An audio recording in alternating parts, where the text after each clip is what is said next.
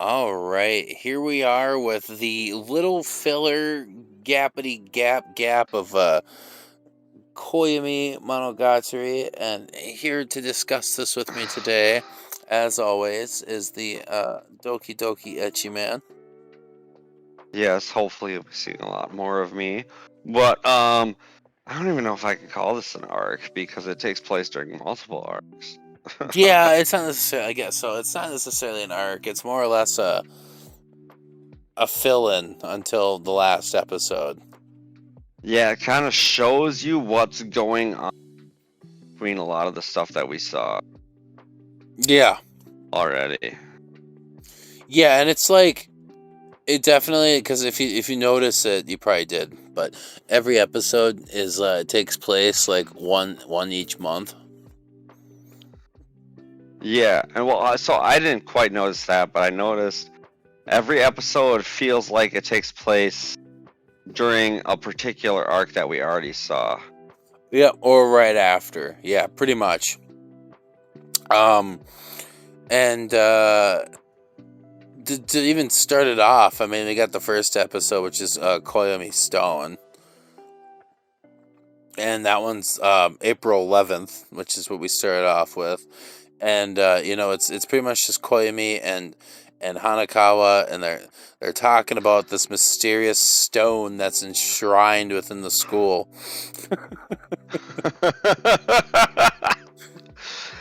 Sorry, I'm laughing because I remember the of this episode. Yeah, it's literally like, oh my god. And so they go outside, and Koyomi looks at it, and he's like, hey, that looks like a shrine inside the courtyard here. Like, it's like, oh man, is that a stone or a stone statue? And they're just literally like struggling to figure this out. And so after get this whole background, of course, Aragi goes to Meme, and he tells him about the stone, and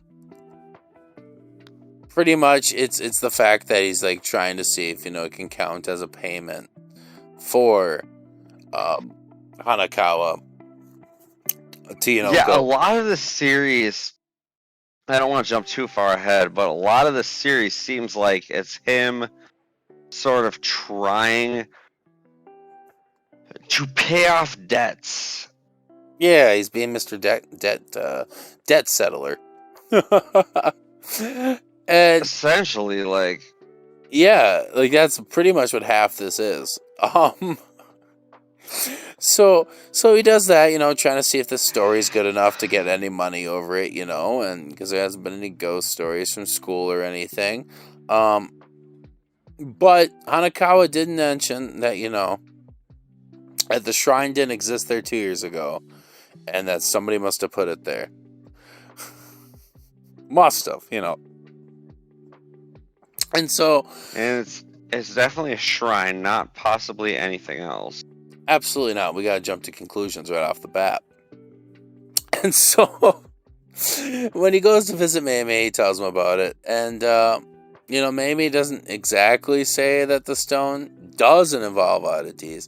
But, he's like, I'll make a note of it, And, Mamie even says that, like, weird line of, like, like physical objects turning into oddities aren't rare. And, you question whether it's being worshipped because it's an oddity, or is it because an oddity? Is it an oddity? Oh God, let me re-say this. Is such a tongue twister. Because it's being worshipped. Yeah, exactly. Yeah. And Koyomi, thank God I'm here for your. Yeah. My tongue took a shit. Your tongue twister. Yeah, and so, like, Aragi's, like, confused as shit about this for some fucking reason. So... Which, I mean, like, we, as viewers, kind of understand at this point in the series. Right, and I guess, to be fair, this is only, early April, and, he hasn't really seen a whole shit ton at this point in time. But, he tells him to draw what the shrine looks like, and so he does. Even though he tells Meme, I can't draw worth a shit. And he's like, well, just do what you can. Just do what you gotta do. And so he draws this, and Mamie's just laughing his fucking ass off. And, he was like, oh, I remember seeing a stone like this somewhere, but, I couldn't remember where. And Koyomi also is like, Aragi is like, yeah, I remember seeing something like that too. And, Mamie's just like, I can't solve your mystery, bro. But, You gotta solve your mystery for yourself. Well, he tells... that would be classic. But he tells him to talk to Hanakawa to look into the school curriculum. Which is so... Solve it for yourself, bud. Yeah, like, you're a fucking idiot. So the next day... Go fuck yourself, dude. Yeah, you're wasting my fucking time with this story. Get the fuck out of here. So, he goes to Hanakawa, and he tells her what he tells him to tell her, and she realizes, like, right away that during the first year, they all had to choose an art class. And, Hanakawa took fine arts, but, Araki kind of took woodworking. And so they come to realize that, maybe this was a failed wooden house that somebody made, and they were too embarrassed to bring home, and it'd be just that much easier to leave it at school. And so, lo and behold, Aragi took woodworking first year in high school. And, somebody must have just put the stone in there and made lo it and behold, that's Aragi's fucking failed house. Yeah, failed birdhouse or whatever. And he's the one that put the fucking stone there in the goddamn first place, too. That's so fucking funny, dude. Like, and so he's, like, embarrassed by this shit. He runs down there and destroys the whole fucking thing.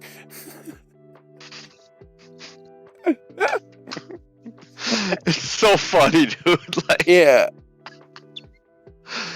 I have not stopped laughing during talking about this episode at all because it's so fucking goofy. Yeah, and like the whole time he realizes that, that stone this whole time was just a piece of concrete.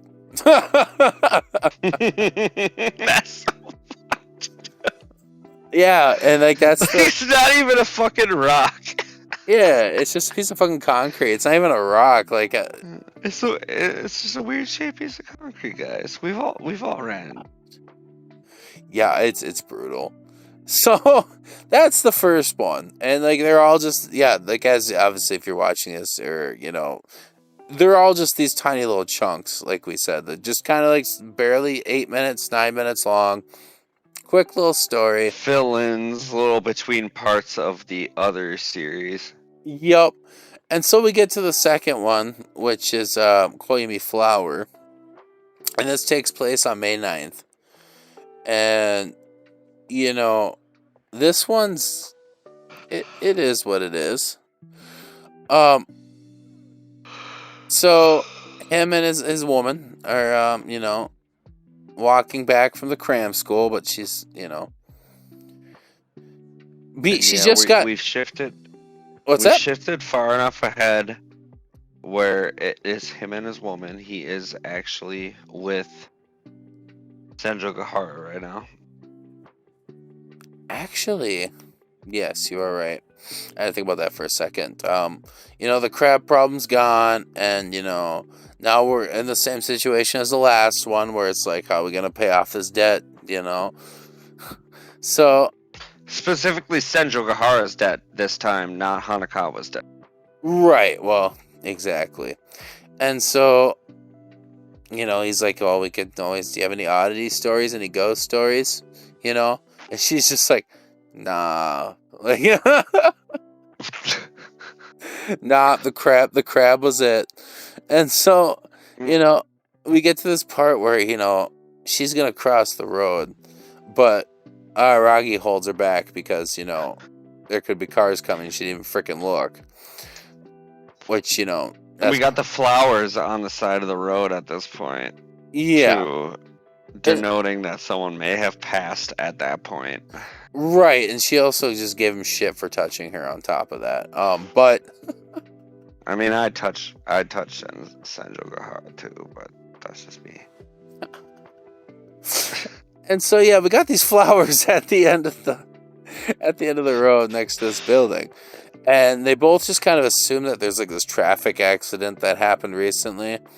And pretty much, you know, it reminded Senjugahara of like a scary story regarding, you know, like thinking about like how like at private schools or high schools in Japan, apparently, you know, where you jump off the rooftop and ends your life. Unalive yourself. Yeah, and at most schools that's blocked off, you know, but you know, apparently this one didn't have any, and the kids took the keys and got on top Unalive and themselves. And there's some yeah. flowers. And you know, she even says that, you know, it's not really an oddity story, but you know, it's kind of a mystery, you know, since no one's ever died at the high school. And you know, of course, How what's could that? anyone get in the roof when it's blocked off, guys? It's a mystery. It's honestly Except for I can get on the roof because I'm an honor roll student. hey, I'm a good boy. I want good girl in this situation. That's fair. So, you know, Aragi tells Mimi this whole situation story. And, you know, he's like, yeah, that ain't gonna pay off the debt either. Fucking baby, just being like go fuck yourself. Like another girl. This is a stupid story. Another girl with another failed story. And he's just like, you know, accidents happen all the time. He's like, though no one's died, and the rooftop where the bouquet was found, it's a place prone to danger, but there's no fences on the roof. And you know, could this be a deterrent or like a statement of fact? Like, yeah, and he's has just like, someone died here, or are they just get people not to die here? yeah, and he's just like, there's no oddities. And then he just shuts us down like 2 seconds. And he's like, do you ever think that, yeah, pretty much that maybe those are there to help prevent death, you know? But at the same time, you know. This part, honestly, though, really started to feel like the, at least to me, the reoccurring theme that our oddities only there because people observe them. Yeah. You know, is this case of possible suicide only there because people observe them? Right. And we forgot to mention, dude, like the whole reason why Araragi about these fucking flowers on the rooftop is this motherfucker scales the side of the school building. Yeah. Like, let's put a point in there, a little pin in there real quick, because we'll get to this later. And take it away, Mr. Squids. So, you know, he doesn't tell the story to his girlfriend until the end of May. That, you know, that the bouquet was placed on the roof to deter people from going onto the roof, as people would assume that the bouquet was there for, you know, an unalive. And the bouquet, you know, ended up being useless, you know, since a rumor spread that, you know, someone had scaled the school to reach the rooftop, you know, causing the school to re-renovate the rooftop. You know, it's just Koyomi.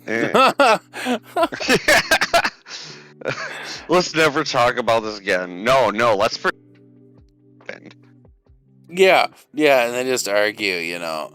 Yeah, and that's pretty much the end of that one. Like, it's just another one of those ones where it's like, use your fucking brain. But I love how every one of these ends. Well, the punchline is. Yeah, they get to the punchline. Absolutely. Not so much the story, but the punchline is. That's right. The punchline. So this one's even more goofy. It's Koyomi Sand. And so it's June now, and Aragi meets up with Hachikuji. And, you know, they do Hachikuji? They do their usual fwabbing. We don't even get to see the proper flubbing though, which disappointed me a little bit. I'm not gonna lie. That's fair. I could see that being a huge disappointment. You haven't seen her for a Well, little bit now.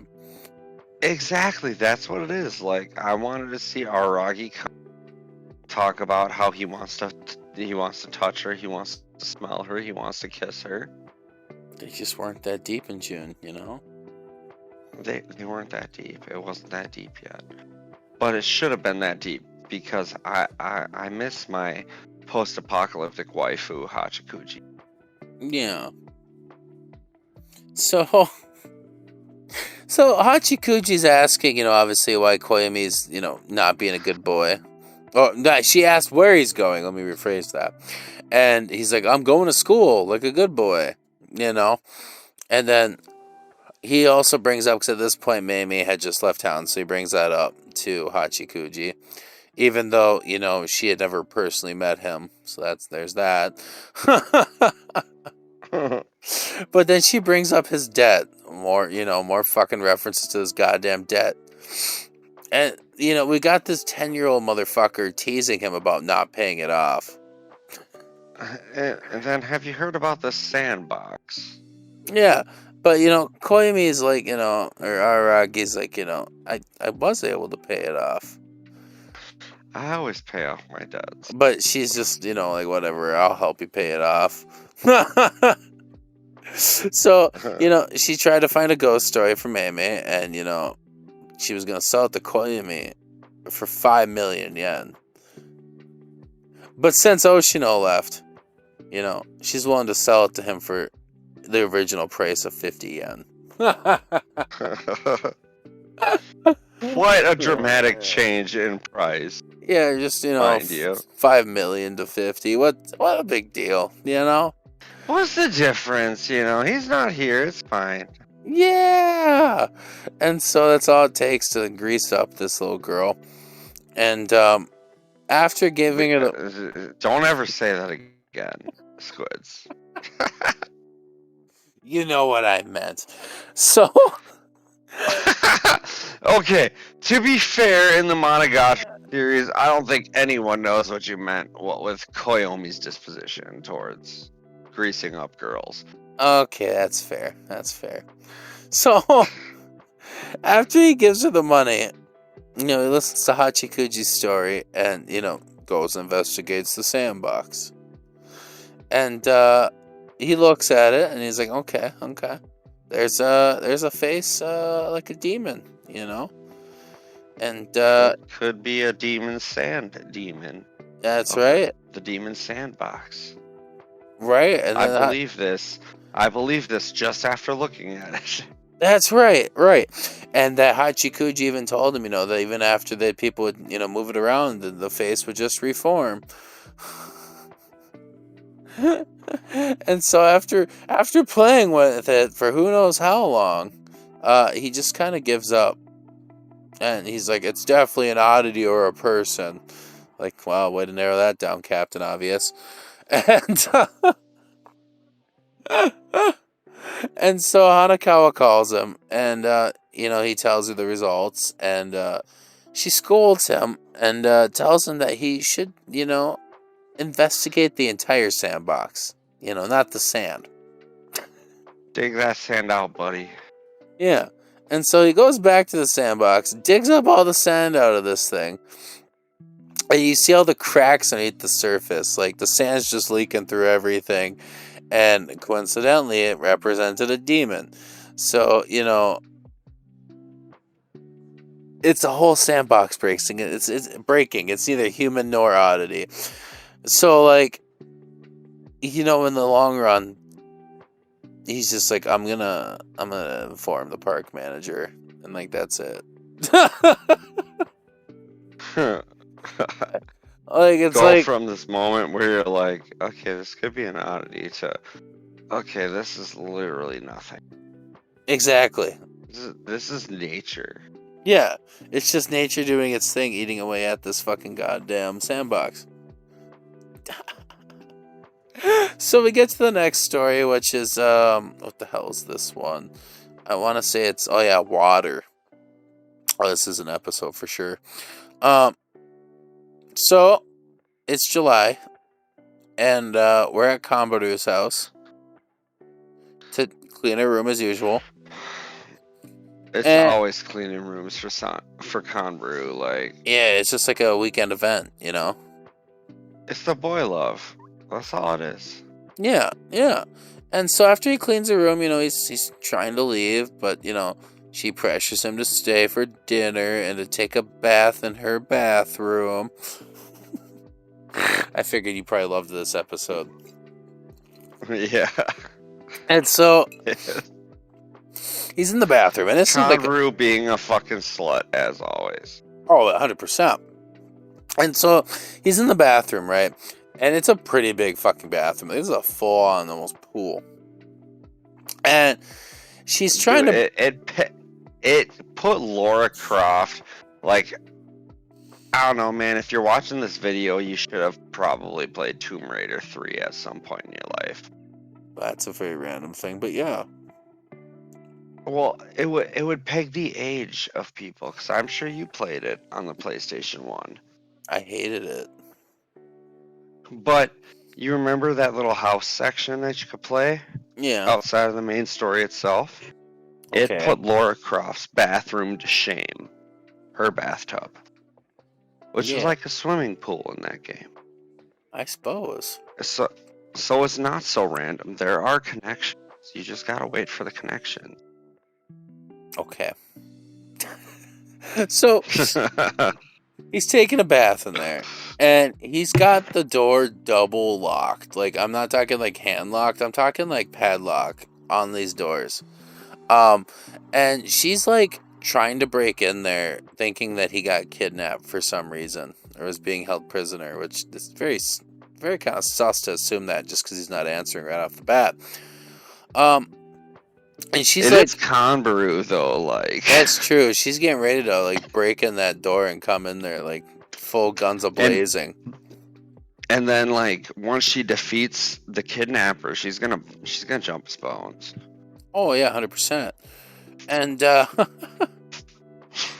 and you know, he's like, you know, the only person that's would imprison me is you. Let's be honest here.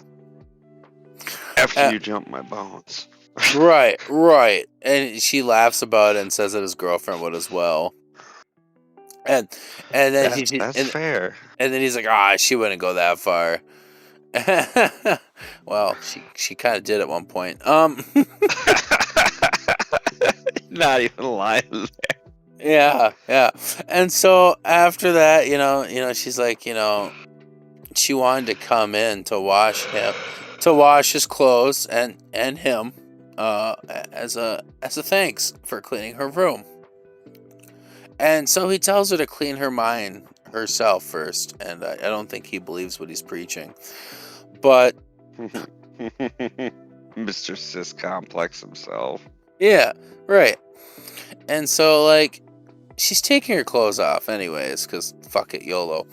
And she's talking about how the water in the bath, you know, more specifically in the past, that, you know, her father used the bathroom, and one time he noticed something about the water, and what he saw was, like, crazy, because, you know...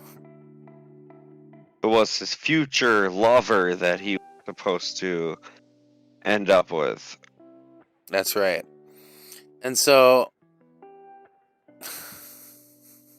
he leaves, you know, because that's just how that scene pretty much ends. And his girlfriend calls and, you know, greets him by telling him to die. Specifically because he was at Conbrew's, cleaning Conbrew's. Right. And his girlfriend knows about Conbrew.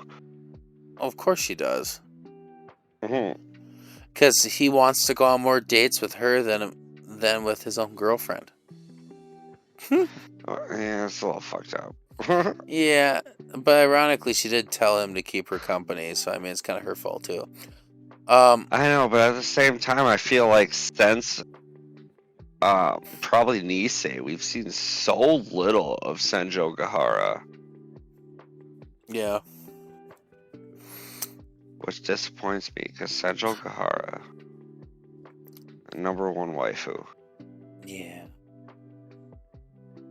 Anyways, so Koyomi, Araragi tells her his story, or Kambaru's story, I guess, and tells him about the whole thing. And she asks, what did you see in the water, Kambaru?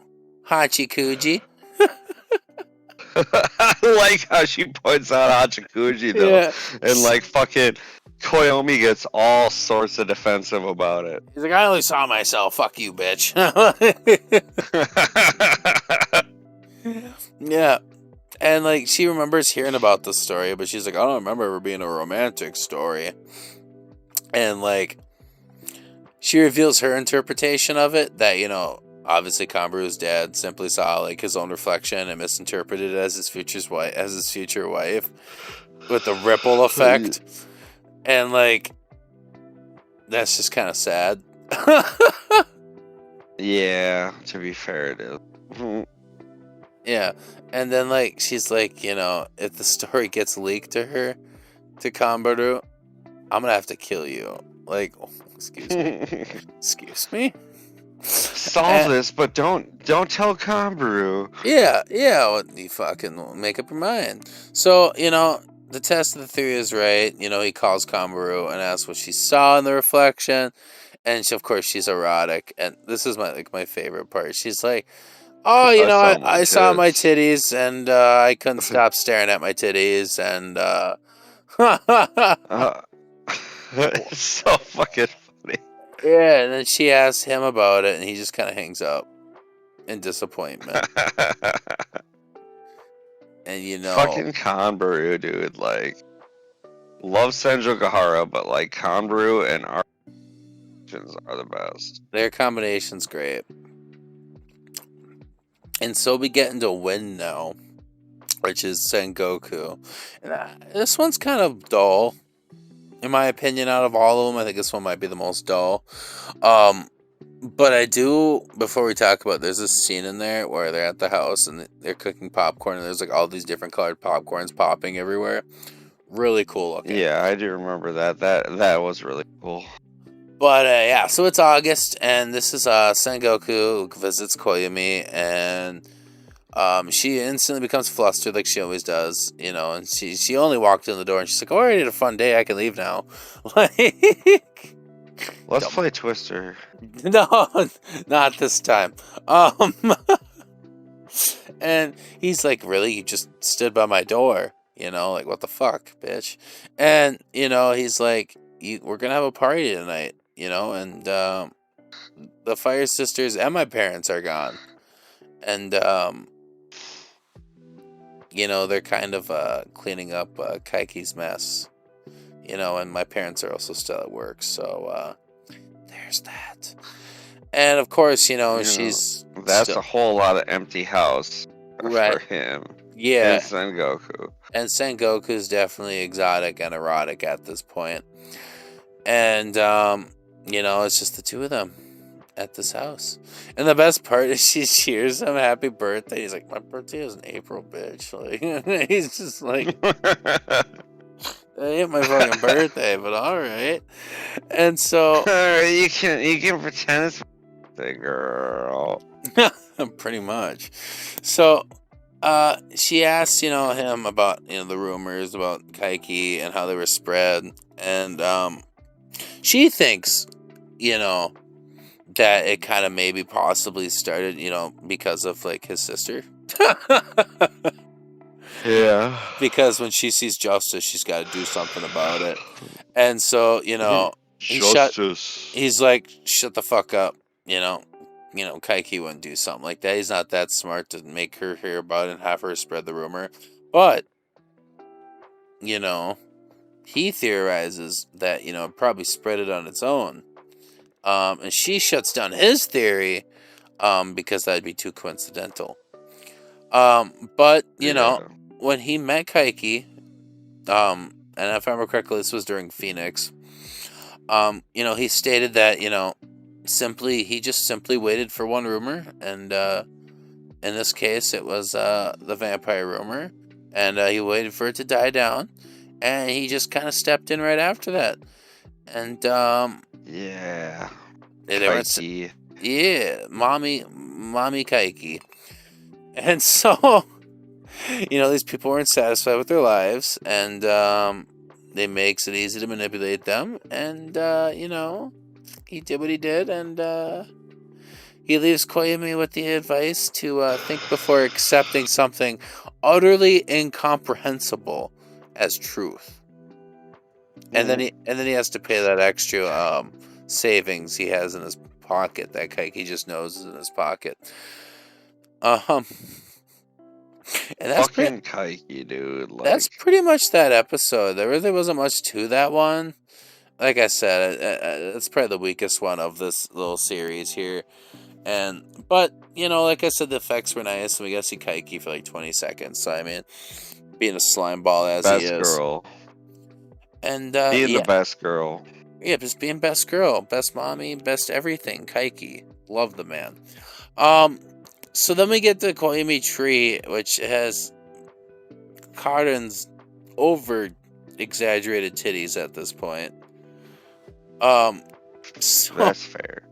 So, ironically, this one, anyway, we'll just talk about it. I'll just delve into the irony after the end of it. But this one takes place in September. And of course, he's studying for his entrance exams, and Karen comes into his room trying to persuade him to help her.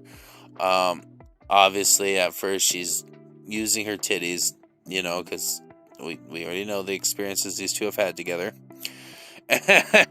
Oh my god, I can remember the lake of sweat. Yeah, dude, she's like rolling him on his back and on his head and fucking everywhere. And like when that doesn't work, which you can tell, like, yeah, he's getting worked up. He's doing everything in his power to resist. And when that doesn't work, He's our ciscon boy, our Rocky. right? And he knows that, but he knows if he doesn't study for this, that his girlfriend and Hanakawa are gonna kick his ass. So I mean, he's got that going for him. And ironically, when he, just kind of ignores her with the breasts aren't working, she also threatens to beat him up. So, like, this man's in a three-way lost triangle. So, she tells him the story about how there's this weird tree at her dojo that no one, not even Sensei, knew existed. And even though they've been training there every day, nobody knew it existed. It just seems to have popped up out of nowhere. Right. And they were kind of doing some renovating and everything, so everybody's just like, what the fuck? So, she brings him to go see the tree before revealing that its ominous presence unsettled the other students. Which, that's a fucking tree, but... and they all want to cut it down, even though, obviously Karen doesn't want them to cut it down because she's an environmentalist. And so, to help her preserve the tree, he turns to Hanakawa for help. And she's like, she agrees with Karen, obviously. And, they don't need to tear it down. But at the same time, she's like, maybe they just literally didn't pay attention. Like, maybe they're just literally so stupid that they didn't pay attention. Is pretty much what she says. Pretty much. And then she's like, maybe just, tell them that it's the same wood that built the dojo and that it was a gift from the god of martial arts. This is how you keep this tree around, guys. Yeah. Like, just lie about it. Just lie about it. Yeah, and he's like, maybe it wasn't an oddity created to watch over the students. Oh, fuck off, Koyomi. Yeah. Fucking Koyomi. I think the highlight of that one's obviously Karen in the beginning with all her persuasion, but, it is what it is.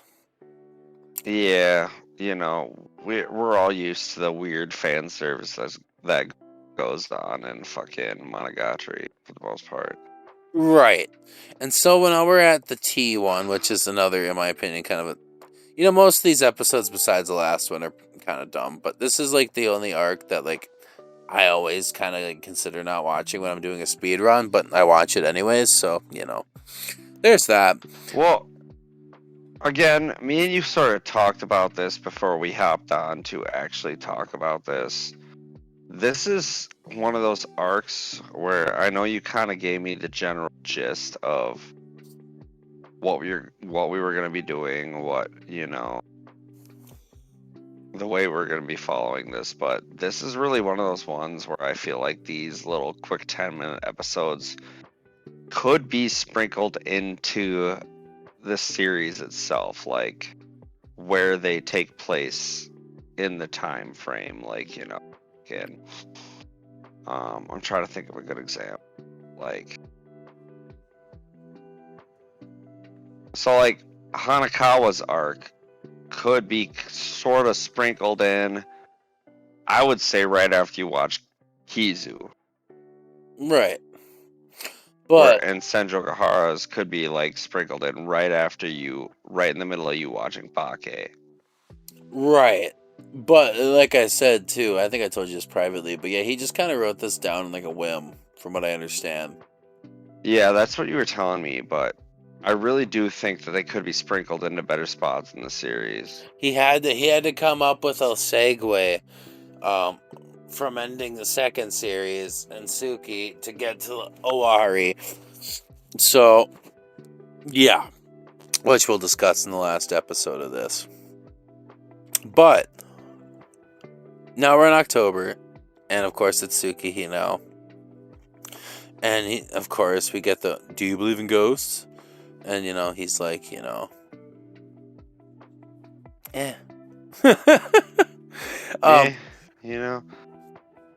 I don't believe, but if you believe, that's fine. Yeah. And so, she's like, I think there's a ghost in my tea club. And, but it left no trace. And, he's like, it don't exist, And then, while he's just kind of dismissing her, she takes her 3-colored multi-pen and tries to stab him in the face. The eye specifically. With multiple fucking colors at that point. Yeah, and he's like, you weren't taking me seriously. And he's like, well, let's put the pen down. And she's like, which color? Like, this is fucking bitch. To be fair, like, not even to be fair, but like, we all had that pen at one point. oh yeah, everybody had that pen. That was a cool pen. Colors black, green, blue, and red. That's right. But you couldn't use the red pen for homework. A lot of you motherfuckers, I'm gonna call you out right now. You got that at the Scholastics book fair. Probably. Not gonna lie. I got mine from my mom's pen collection. Okay, we're different. Oh, you got yourselves an elitist here. So fuck yeah, dude. It's better than the book fair. So apparently, his sister investigated whether there was a ghost in the club or not by herself, and didn't come up with anything. But nobody in the club believed her, because why the fuck would they? So then didn't come up with anything, but she was also kind of leaning towards the fact that there was no ghost. Yeah. But then she asked him what she should do, and he offers to help, but he does initially say that there's, not a simple answer to her question, but, he changes it to a no to avoid, her attacking him again. And, of course, yet again, we kind of just jump around, and we get to him cleaning Kambaru's room again. And, he talks to her about the problem. When is he not fucking cleaning Kambaru's room? That's true. He's probably be fair. He's probably stolen so many panties by now. But I mean, that's fair. I would. Yeah, that's right. And so, he's like, maybe her sense of justice is like clashing with the belief in the club's belief and blah blah blah. And Kambaru's like, you should believe your sister, blah blah blah. Lie to her if that she needs to be lied to calm her down. And he's like, I ain't gonna fucking lie to this bitch. And so he gets home, and, he explains to her that, if he was to provide an explanation for the club members, she may, have to believe the ghost theory.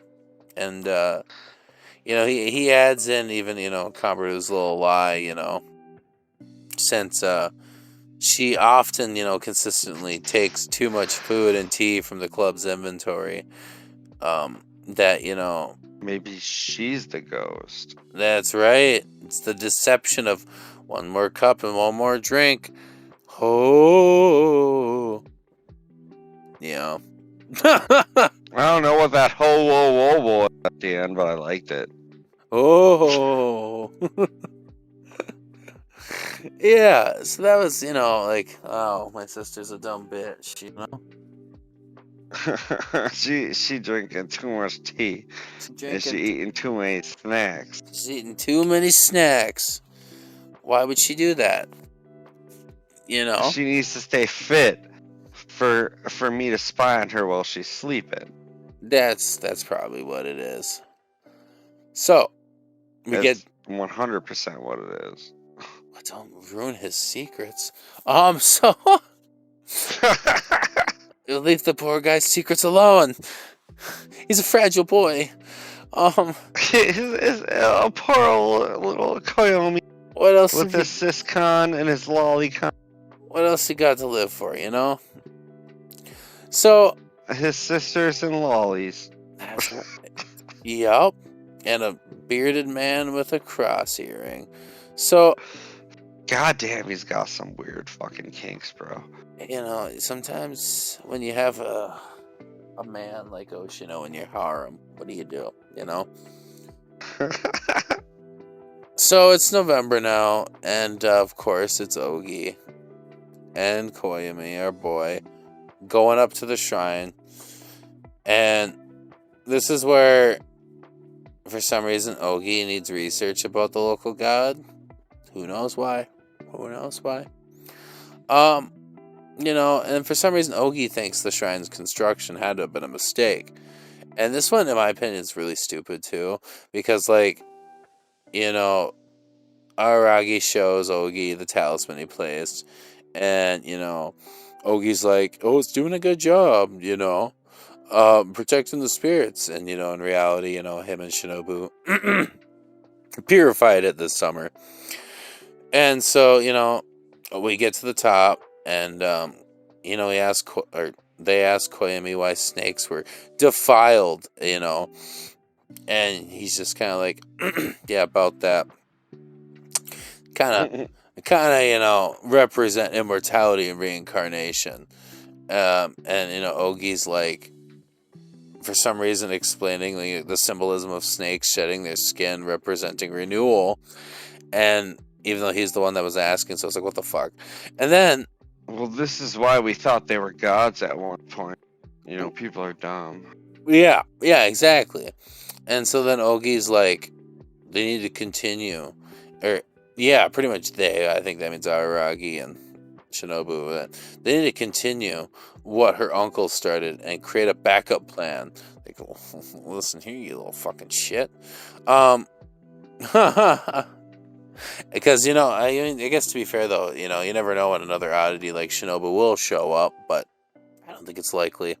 So,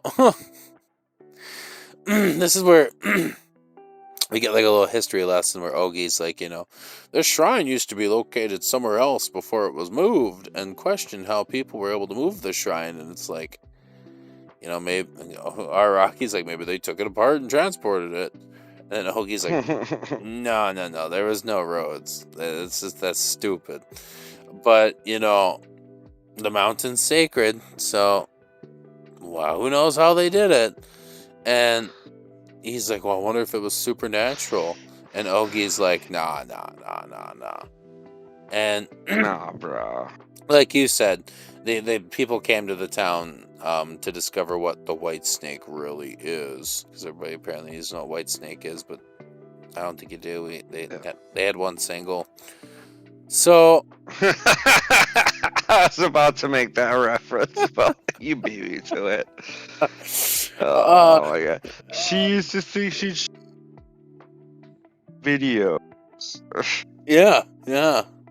So later, Koyomi, for some reason talks to Sengoku. 'Cause she, I don't know why. She's not the fountain of knowledge, but, you know, She is the fountain of Doki Doki Ecchi, though, for this series, so, like, I'll trust her. okay, if that's what you want to do. So she gives her opinion, and, she's like, these people probably don't want to do a lot of work. And what's the least work possible? Cut the wood around the place and use it for the fucking temple. Like, Literally the fucking easiest explanation. yeah, she's like, obviously move the relics, but, like, why would you move the whole building? Like, the fucking freshman knows this, and oh man, yeah, The freshman that can't fucking clean up her boy love novels for the fucking life of her, yeah, yeah, mind you. Like, yeah. And so, Sengoku's like, the shrines we built, the place would be balanced, and the snake god would return. And that's some foreshadowing. But that's what most of these are, honestly, stupidity and foreshadowing. And he agrees. But he's like, would it be truly good? And she's like, or he gets a bad feeling about it, and and at this point, doesn't fucking Sengoku even mention fucking Kuchinawa? yeah, yep. She initially So, calls like, we it, sort of, because I'm pretty sure we this sort takes of, place literally the same night that she actually stays at his house, in the last season, because okay, so she also, I thought this took place a little bit ahead of time, so I don't think so, because this is in November, right before, the whole shebang kicks, because obviously Sanjo Gahara has Kaiki looking around New Year's to trick her. So this is right around that time. And on top of it, after they have this whole talk, obviously he's, thinking about the talisman, and she's staring at his nudie magazines, which coincidentally, surprise. yeah. Yeah, it's just funny because, like I said, they're either the next day or right after them. There's like no middle ground. And yeah, that's the end of that one. And they get into probably my second or first favorite one of this series, Toros, which is the one in December, which is Shinobu.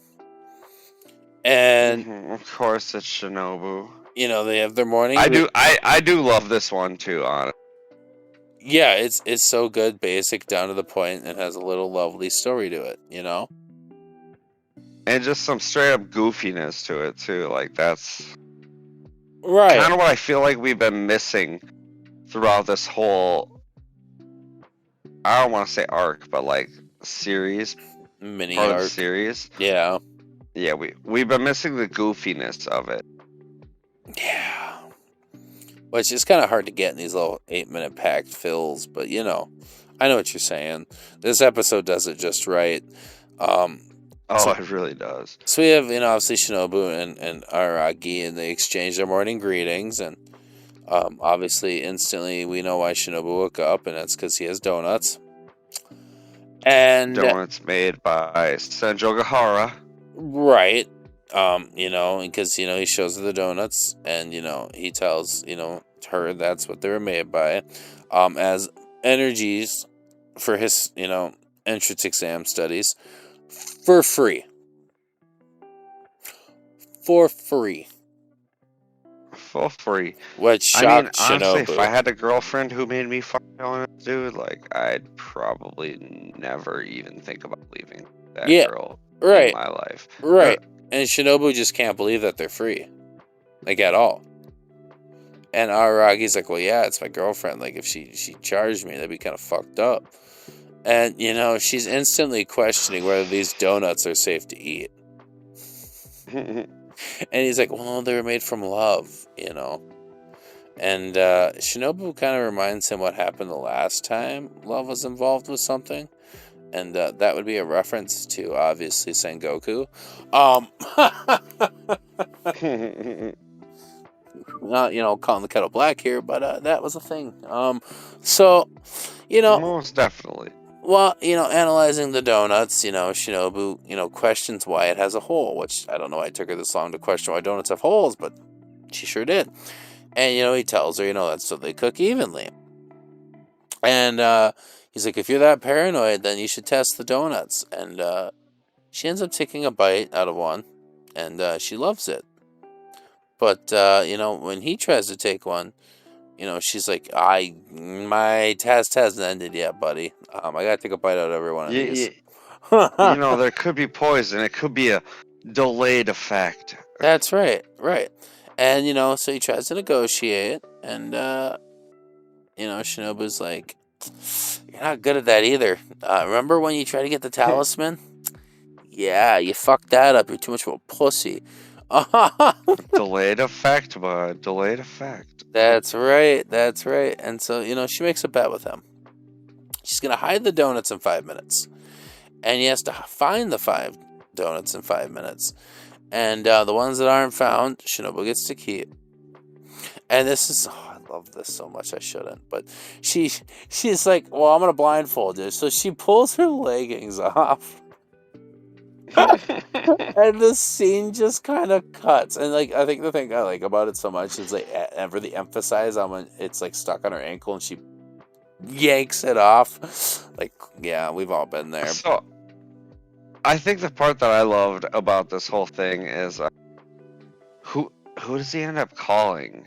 He calls Hanakawa, but that's coming up here. I know it's coming up, but, the thing I love about the leggings in here is, he ends up calling Hanakawa, and he's literally just laying in the bed with the leggings laying over his face, he's not even blindfolded.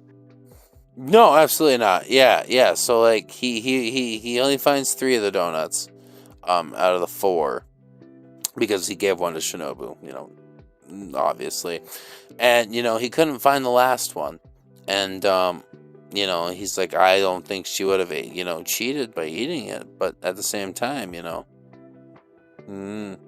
So he does, he calls Hanakawa, and she's traveling looking for Mamie at this point, and he's like, what do you think? And of course, she calls him a pervert, like I said, right off the bat, before she could even say anything. But yeah, I like how he even references, yeah, it's not my fault that the leggings were stuffed in my mouth. And she's like, what? And he's just like, sorry, in a monologue. Yeah. Oh my God, she didn't even have to blindfold him, just shoved him in his mouth and he was good to go. And then so Hanakawa's like, yeah, she probably just hid the donut inside of the largest donut, which is the one split to add the cream. And, he's like, why would... That donut look... Side note, though. Yeah. That donut looks so fucking good, dude. All of them look good. I know all of them look good, but specifically, when that whole scene was playing out, when, we saw all the donuts all together before, Shinobu had her way. Yeah. I was looking at that fucking... It was a chocolate donut with what looked like a vanilla cream filling or something like that. It's probably strawberry. Oh, I don't even know what it was, but I wanted to eat it. Those Japanese love their strawberries. But yeah, so when Aragi's like, why would she do that? And this is so cute. Hanakawa's like, she abandoned her own desires. She was just showing that she loves you. So sweet. That is cute. It's absolutely adorable. It ain't wrong. She ain't. It's that bond that they have, Yeah, even if their bond is sort of based off of the fact that fucking Aragi just so decided to spare her life, and at the same time, Shinobu is like accepted the fact Yeah, but yeah, that it's a sweet bond. yeah, it's adorable. So then we get to the next one, which is Seed. And this one's also not that great either. So Ononoke appears, it's kind of wholesome, but it's in January now. And she appears, and, he just got done from testing, and he's getting some food. He's kind of confused, by, Ononoke's new gesturing habit. Peace. And so she asks him to help her look for something. He declines, because he messed up on his last test, and so, she kind of, If Sanjo Gahara finds out, yeah, so she's just kind of like, what have you done in the last year? And then, like, pretty much tells him to die. And then like, you've had a whole year to study for your exams. Go fuck yourself, dude. yeah, like, how could you not figure this out? Get your shit together. Pretty much. And so, he asks her what she's looking for. And she's like, I don't know. So, like, she's like, if you can combine my short stature with your slightly taller stature, they'd be able to see farther away. So now they're debating about who's gonna give who a piggyback ride. But Ononoki's like, nah. You have to stand on my shoulders because I don't feel safe the other way around.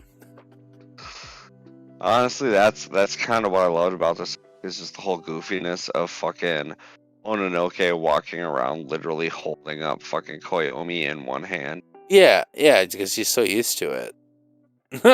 She's used to holding people with one hand. So, he's like, what are we looking for? How are we gonna find it if you don't know what the fuck we're looking for? And she's like, find something out of the ordinary. And then she kind of questions how much time is left before he gets murdered. And he doesn't even know at this point. Because the exams have to end first, but they come out after graduation. And he's reveals, he's been using his vampire powers to survive his meetings with, Sengoku.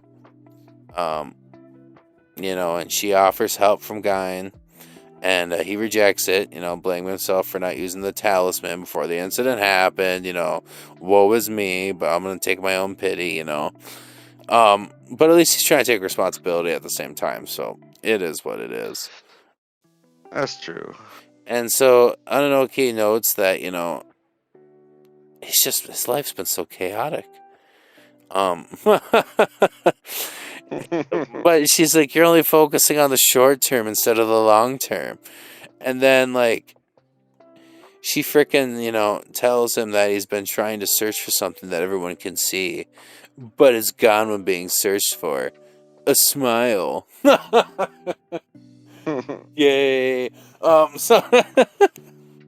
So, months later, after he rescues Kambaru and, his sisters from our boy, Tadatsuru, which, is kind of why you need to watch, Suki. It makes sense, Yeah, it makes sense. And anyone who doesn't watch it in this order, it's just... It wouldn't... Ignorant. I feel bad for them. Yeah. And so, as always, if he's not, cleaning up Kambaru's house, he's on the phone with Hanakawa. And, to be fair, yeah, I mean, I would too. She asks him out of nowhere, what do you think is the hardest thing to find? And then, asks what he thinks is the easiest thing to find. And he's just like, something you can tell once you see it. And she's like, you're a liar. And you can't find something that doesn't exist. And then, like, yeah. she's like, yeah, you know, when frickin' Mononoke hoisted you on top and was making you stand out, it was alerting Kaiki to your presence. And so that you two didn't cross paths when he was doing his business. And, you know, she was there to distract him so that obviously Kaiki didn't or you didn't see Kaiki, so that this whole thing could go down because your girlfriend didn't want to tell you. And long story short, you know, yeah. And of course, you know, people can only be helped by themselves. It isn't necessarily true. But as it isn't possible for people to survive by themselves. But yeah. I'm gonna fully admit that I didn't realize this during the whole Kaiki situation, so... Oh, you didn't realize that was going on? No, I didn't realize that. Like, yeah, I don't understand she was how keeping I didn't him... realize it with how you just explained it, but like... Yeah, because like this takes place after Kaiki and Ononoki are at the coffee shop talking, and she tries to bribe him down with Gain's money. Yeah. I mean, I understand that now, but I thought it was a little bit later in the series, so to say. Nope, It makes sense now that you said something. Yeah. Like. Yep, I get that. And so, now we're on to the second to last episode, which is kind of a neat one. This one's called Nothing, and this was in late February. And Aragi challenges Kanagui. Can't even talk now, the soju's kicking in. That's how I felt for the past, like, honestly, hour, dude. So, well, that's probably why it's a good thing I have the one with the notes here. Fair enough. So, Koyomi challenges, you know, Kanagui to a fight at the shrine, where obviously he gets his ass kicked in 2 seconds. And, you know... And this takes place after he finds out he shouldn't be using his vampire powers anymore, right? Yes, because this is late. This is, like, post-February. This is, the end of the month after we've saved his sisters and everything. Yeah, because this is why he's trying to take her on, because he wants to build more of his fighting prowess on his own. Right. So, you know, he reveals that, you know, like you said, he wants to learn so he doesn't have to rely on everything. And she responds with, you know, you would die before you learned my techniques. And she's like, why are you even bothering with this? And she's like, look, you got Ononoki with you, and, you know, but he's like, I'm a man. I'm gonna do man things. Too long didn't read. I'm a man. And so I'm a man. Yeah, and so, like, you know, he asks, you know, why she even got involved in the oddity business. And she's like, when I was a kid in kindergarten, you know, she protected herself from being possessed by an oddity, and that she had, quote unquote, overdone her work against oddities multiple times, and that's why she specializes in immortal oddities. And then she's like questioning whether Aragi's reasons for asking her that was like to see if she would join his harem. Which, you know, he denies the existence of, but, you know, it's there. We all can see it's there. It's there, yeah. And so, you know, he asks one more question. And so he asks what her relationship with Ononoki is, and why she calls her Big Sis. And, you know, while only Kaiki and him are referred to as Big Brother. And she tells him she would reveal why if he could hit her once. So, you know, he tries enlisting help from, you know, Karen, who refuses to teach him to fight, but agrees after he offers to fondle her breast. Take that as you will. He's corrupted his sister at this point. She's been corrupted since fucking the toothbrushing. Like, right. He's to be fair. he's just rooting his poor little sisters. But after she got her breast growth, she reveals to her brother, anyways, that you just run. You're a puss. And so, he doesn't yield. She's just kind of like, huh, are you trying to get information out of somebody? And, he's like, I don't know. But, she's like, you guys gotta pretend the odds are in your favor, when in reality it's close to zero. Like, oof, And so, after Shinobu drinks some of his blood, he materializes this pistol, and, it's gonna work, right? It's gonna work. But he gets up back to the shrine. And it's a weird fucking, like, alien pistol, too. Like, yeah, it was pretty neat. It's reminiscent. It's reminiscent of, like, the fucking Call of Duty Zombies pistol, the fucking one that you get the alien blaster. Yeah. What? Yeah. You know what I'm talking about. Yeah, you all know what I'm talking about. You all played Call of Duty. Yeah, it's pretty badass. And so, we get to the last episode here. And this is the one, I think these last two are the most important. I mean, they're all important to their own degrees, but the last two are definitely the most important. So, it's been 2 weeks. It's now March 13th, and Aragi's been coming up every time. And, just kind of doing his routine, knowing that, he's got to meet his girlfriend to, take his final exam. But before he can leave, he runs into Guyan, who's been waiting for him. And she reveals, that she was the one that took, Kaganui out of the picture.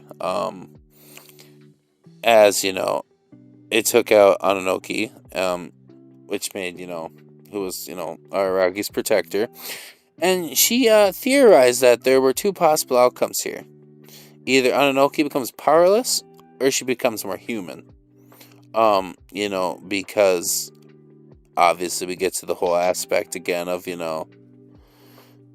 if an oddity is not doing what they're supposed to be doing, blah, blah, blah, blah, blah. Are they really an oddity? Right. Yeah. And so then Guyan's like, well, is Shinobu sleeping? Which is kind of a sus thing to say, And so Aragi's like, yeah. And then she's like, she's sleeping because, she's not a complete vampire. She can't always be there to protect you. And, this is where things start really going downhill, She's like comparing life to shogi. And do you know the game shogi? I don't know. So, I don't know. I've never played shogi, but from my understanding, I would compare it to somewhere in between chess and Stratego. Yeah, I was gonna say just think of like Asian chess, but or chess, not chest. I think of Asian chess often, so that's fair. I got this. Yeah, and she's like, all the pieces, they're all sacrificed to protect the king. And then she's like asking Aragi if he considers himself a king, and obviously he denies it. And she, she applauds his modesty. And she's like, "There's no king in town right now," meaning there's not going to be a victor and there's not going to be a loser. And she wants to fill the void, and she entrusted him with it, but he fucked up. So I'd fill her void. Yeah. So now everything's left on to Guyan. And she wants to stop Koyomi from acting. However, he tells her that, obviously because of Ananoki, he couldn't act. And then she reminds him that she is now powerless, apparently. And therefore, he's free to act. However, if he has to act, then, quote-unquote, the other side would as well. And she considers both of them dangerous at this point. And the only way to stop all this is to kill him. And so yeah, there's a whole lot of in this last episode too. Like Has the other side not acted because they're waiting for you to act? If you were to act, would the other side act? It's hard to say. Type of dialogue going on. Mm-hmm. It's a lot of back and forth banter, quite frankly. It really is. But yeah, before Arag even realizes what's gonna happen, Gain's like, "This will be quick and painless. Don't worry, buddy." And she takes out the true original Kokoratari. Or Kokorowatari, my bad. And slices him into pieces. And he realizes, obviously, that that's the OG one, because obviously the one Shinobu has is only a replica, which means Gain's done some, digging. And Yeah. yeah, Makes me question how old Gain might be. Like, is Gain actually possibly an apparition that is as old as Shinobu? nah. I mean, you don't know. We still have. I mean, I haven't seen Owari and Owari Zuko, I guess we'll and find you out. have. Yeah. But we have a whole nother season coming up, so maybe it'll come up in the next season. Who knows? So yeah, she slices him into pieces, and in front of the school, Senjogahara is calling him. She can't reach him. And it's just this like field of white. Aragi, wonders what's happened to him. And then I don't know if you noticed this, but there's a shadow. And who's in that shadow? Hachakuji! Yeah, that's that. Of course I noticed that, brother. Like, I've been waiting for the turn of Hachakuji. I knew it was going to happen at some point, I just didn't know how. Yeah. So that's the end of Koyomimonogatari. Like I So said, yeah, not obviously I'd like to say that Koyomi's in the next life, because that's where technically Hachakuji is at this point. yeah. I guess you. So yeah. I guess the only way you're gonna find out is watching Owari. Well, it's obvious at this point, because if Hachakuji, her whole point was to either be the lost cow or to move on to her next life, and we covered this in the not last arc, because the last arc would have been Suki. Well, we covered it in the second season. Yeah. It's obviously the afterlife. So Koyomi's dead. I have my opinions on possibly what could be happening soon, which I'm not going to delve into. Yeah. I'm not going to delve into theories at the moment, but That's fair. We'll get there next weekend. we will. So yeah. So On a scale of 1 to 10, what do you give little Koyomi? Koyomi, honestly, I'd give an 8. Yeah. I gave it like a 7.5. I don't like to go with the 0.5. That's kind of why I sort of rounded it up to an 8, but it's probably closer to like the 7.5, like you said. I'm a big believer Again, in the half number system, but well, at the point of a half number system, why not make it out of 20? fuck that. But take your 20 I believe, and get the fuck out of here. fair enough. I believe it's one of the weaker points of this series so far. Again, as I talked about earlier on in this episode, these episodes very well could have been sprinkled into the series as a whole, where they take place in that time period, and I feel like had more impact. Right. I mean, yeah. Like this whole Koyomi arc essentially is unnecessary minus the last 2 episodes. Yeah, but it was kind of fun to get it, It was fun. And there's a lot of It's references to things that happened right after those episodes, so it's cute. And then you had the nice little Shinobu episode, which is definitely my favorite episode. But like I said, I get it. Honestly, I think that's probably my favorite too, but It's adorable. it really is. Fucking Shinobu's always been an adorable character, except for when she's in her full-blown adult vampire form. Then you just kind of want to suck on her big vampire mommy titties. Mommy milkers. Mommy milkers. We'll go with that because that's what's fault. And I think we forgot about something last episode. What's that? You know what Huh. would quench your thirst completely? Ripid energy? Probably Ribbit energy. I'd say it probably would. In fact, It probably would. I know it would. Especially that orange dreamsicle flavor. Oh man, or Screeching Peach, baby. They're both. I haven't had Screeching Peach right now, but I've had F-Bomb, had the green one, had the orange one. I haven't had a flavor I've been disappointed with. If you want a sponsor, even High Melon, great flavor. Haven't had that one either, but I do like melons. Don't we all? Sponsor this video, please. We'll drink you every day, more than we already do. And yeah, that's pretty much this episode. And coincidentally, the day recording this, which will obviously give away that it'll be a week behind or ahead. It's actually ironically, well, now it's not because it's 1 a.m, but it was Donut Day yesterday. So. Like National Donut Day? Yeah, they were giving away free donuts at the gas stations at not to, I mean, it's a Midwest thing, but at Casey's gas stations, they were giving away free donuts all day with rewards. Yeah, if you ever happen to find yourself upon a Casey's, get yourself a slice of pizza. Hey, it's worth it. It's worth it. And then their fucking ranch cups, dude. Best ranch I've ever had.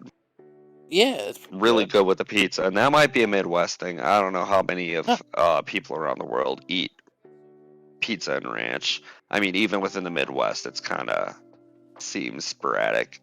Yeah, but yeah, I thought it was kind of ironic, that we talked about that donut episode with Shinobu today on Donut Day. And we're definitely not recording a week ahead. No, we would never do that. Don't worry about it. We would never break the YouTube magic. We would not try to get ahead of schedule because our schedules suck.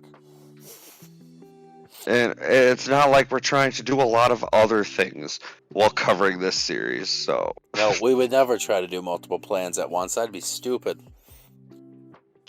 I mean, how could we ever survive that? Not like we're gonna We'd probably be dead at this point. Covering another series, attempt to before we cover 2. It's gonna be summer 2024 season, baby. Look forward to next month. It's gonna be a good one. You're gonna hear a lot more from Doki Doki Echi Man and Mr. Squids himself. Oh, we're gonna have so much to cover. It's gonna be brutal. But you're gonna love it, and if you enjoyed, leave a like, and if you're feeling generous, hit that subscribe button. We upload quite a bit. It's gonna be a shit ton more here coming. So yeah. If you made it this far, I don't know what you should comment. Squids, do you think you know what they should comment if they made it this far?